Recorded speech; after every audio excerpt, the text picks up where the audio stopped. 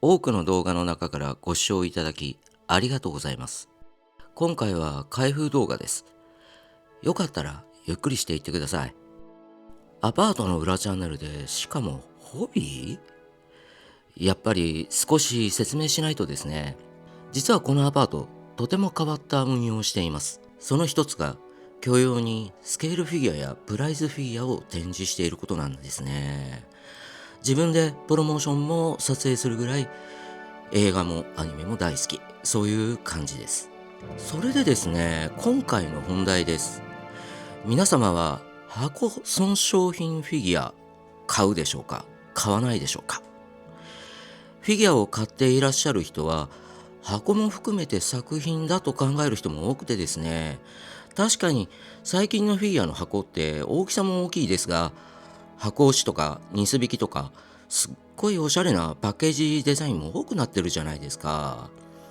だから箱も作品の顔だよねっていう意見もわかるんですよね。で、今回はゴールデンヘッドプラスから発売されたアズールレーン、エルベ、見せ場訪れず。概要はこんな感じになっています。実はこのフィギュアの予約が始まった時、すっごく気になってたんですよね。デコレーションマスター、いわゆるデコマス写真を見た時、すごく出来がいいと感じたんですよ。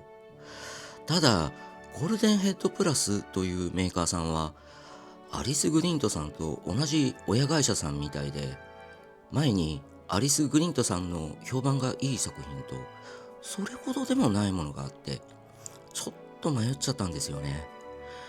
で、偶然仕事も忙しくて予約しないままになってたんですよ。ある日気がついたら、アミアミさんが予約を締め切っていて、しくったなぁとなってたんですよ。多分縁がなかったんだなと諦めてたんですけど、ある日ホビーサーチさんで復活してるの発見しちゃったんですよね。見たら、箱損傷品中身には問題ありませんとあります。悩みますよね。どの程度の破損なのかは分かりませんし、場所によっては致命的じゃないですか。ただ、販売ショップさんが中身に損傷はないと判断しているのを信じてポチったんですよ。そしたら速攻で在庫なしになりまして、本当に最後の1個だったんですよね。いや、恐ろしいです。というわけで、今回はアミアミさん限定の差し替え顔パーツのないものになるのでご了承ください。改めて予約すればよかったです。正直、アミアミさんのエルベが買えた人が羨ましい。予約しなかった私が悪いんですけどね。前置きはこれぐらいにして早速開けていきましょう。二重箱になってるタイプですね。メガハウスさんなんかと同じタイプです。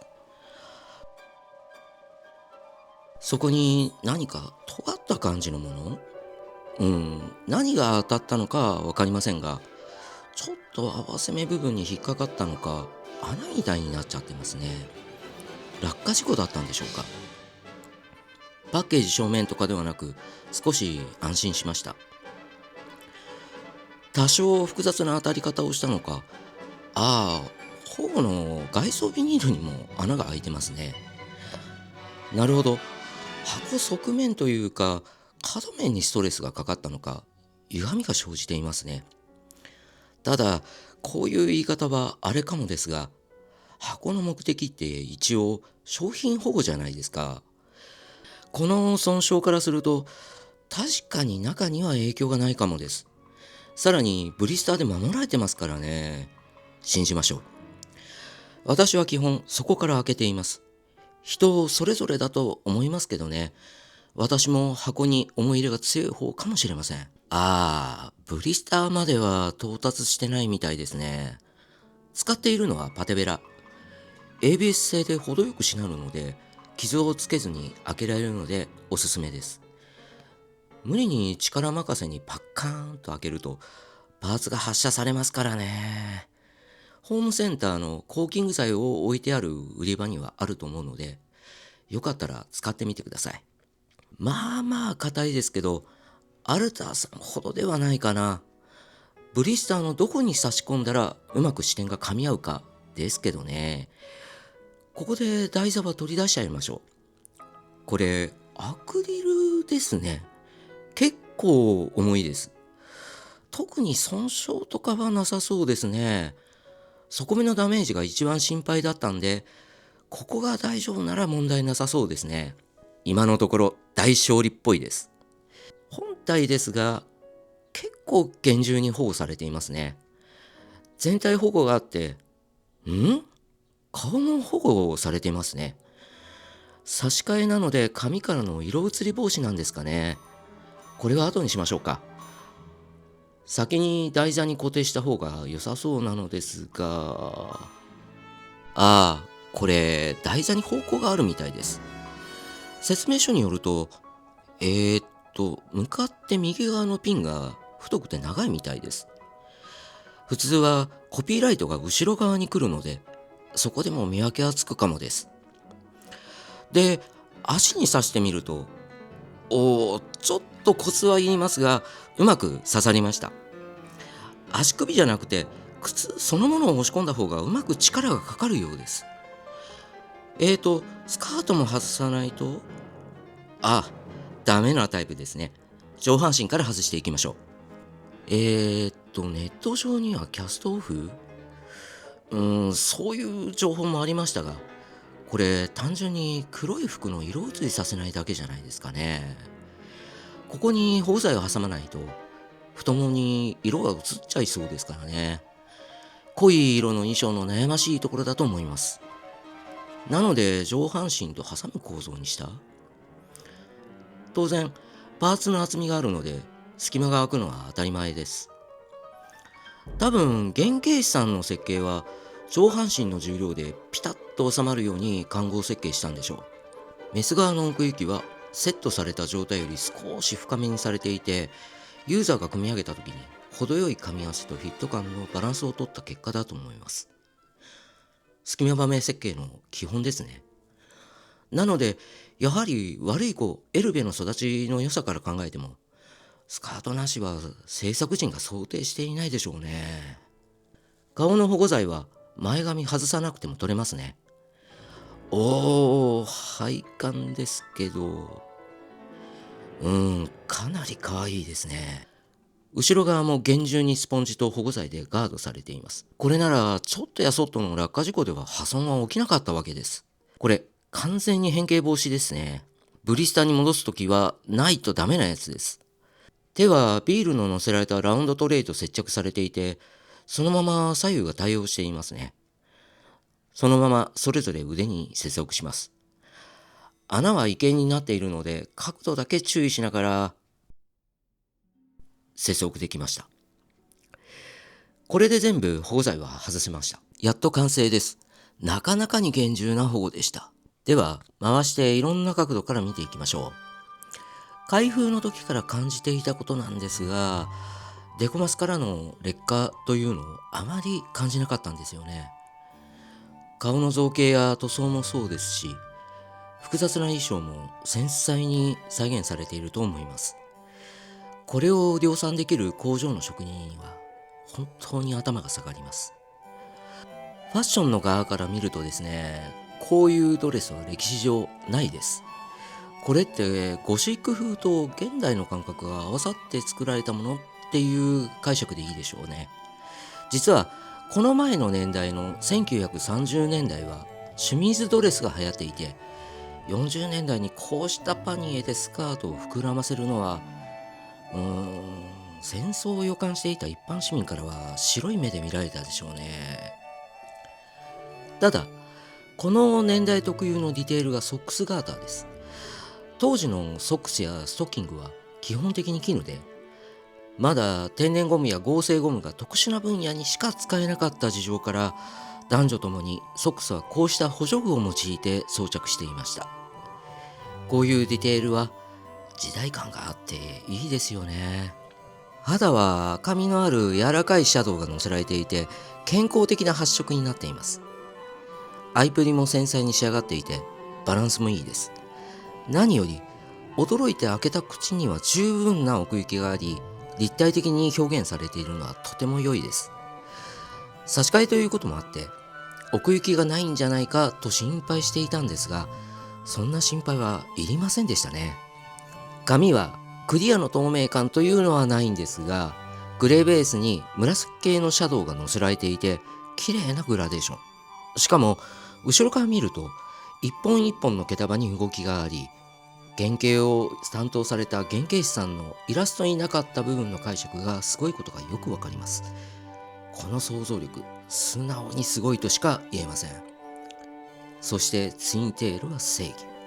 ビールのジョッキも泡の疾患もいいですね。ビールが飲みたくなってきました。ただ左側のジョッキの数は元イラストより2個くらい少なくしていて、立体化で収まらなかったのかな。両方とも4個で構成されています。減ったにしてもこれだけの量を女性が持てるかって言われると、相当な力持ち。エルベは持てる、そういうことにしておきましょう。トレイだけちょっと気になったんですよね。多分エルベの生い立ちから当時のホテルや高級レストランが使っていた銅に銀メッキを施したものなのかなと思ってたんですよね。イラストでもそういう設定のような感じだったんですが、多分これも制作上の都合、塗装仕上げになったことでややアルマイトっぽい材質感になってますね。小さいことなんですけどね。幾重にも重なったスカートはボリュームもあって豪華です。基本的に黒基調で単調になりそうなんですが、細かいグラデーションがつけられていて、しかもフリルの部分は素材が違うことを意識してトーンの違う黒に塗装されています。縁に入った白のラインも綺麗にプリントされていて繊細です。特に前にあるチェック状の装飾はデザイン、もしかするとエプロンがモチーフなのかも。多分少し光沢のある革が金属のリングでつながっている構造だと思うんですが、ここも材質の違いを塗装で見事に再現しています。そして後ろにだけ長い装飾のあるスカートデザインで、裏地はマットな感じのメタリックレッドになっています。材質はシルクを意識していると思うんですが、黒に赤って基本は映えますからね。それでこの赤い布地がスカートの中央1枚と胸のアクセント、襟章、手袋のリボンまで共布ですね。そしてツインテールにつけられたリボンの髪飾りまで共布。なかなかおしゃれですよね。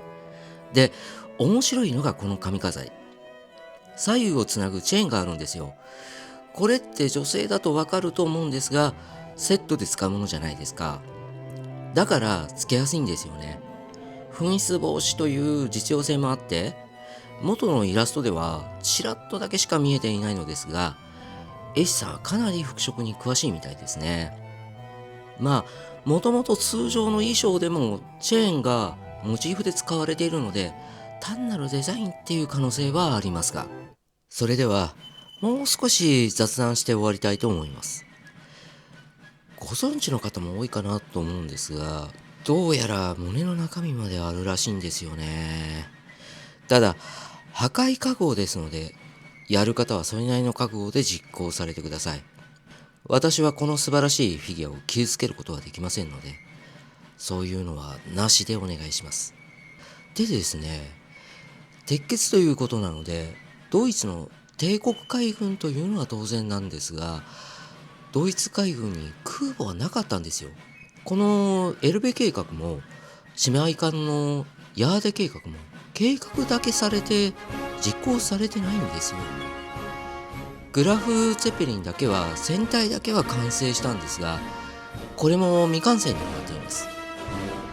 完全に架空艦が登場かつ立体化、いや恐ろしいです。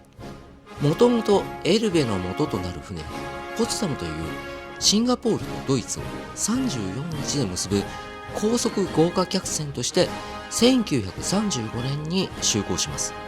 この頃の民間船はどこの国も似たような感じなんですが、いざ戦争となったら徴用して軍艦に改造できるよう建造に国が支援金を出していたんですよね。それでこのエルベもそうですし、姉妹艦のグナウゼナウや本国に海戦で帰国できなくなって日本に係留されたままになっていたシャルンホルストもそういう船でした。で、いざ戦争が始まり空母にする計画が持ち上がるのですが、それでエルベ計画を検討している上で問題となったのが復元力です。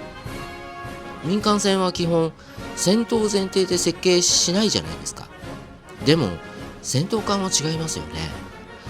装備も増えるし敵の攻撃も想定しなければならないんですよ。それで傾いても元に戻ろうとする復元力を確保するのにバルジをつけようとなるんですよ。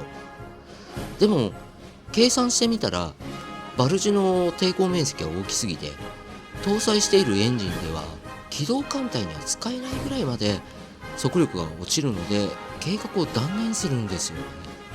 一方日本の神戸に係留されたままになっていたシャルンホルストですが、こちらはどうやってドイツと話をつけたかはわからないんですが、信陽という軽空母に改造されました。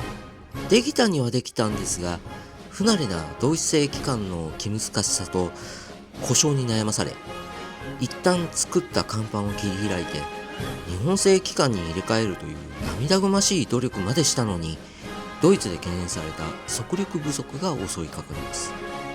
結局空母としての使い道はなく輸送任務に回され、あっという間に潜水艦の餌食にされてしまいました。ということでゴールデンヘッドプラスアズールレーン、エルベ、見せ場訪れずのいろんな角度から見てきました。正直なところなぜアミアミさんで予約しなかったかが悔やまれます。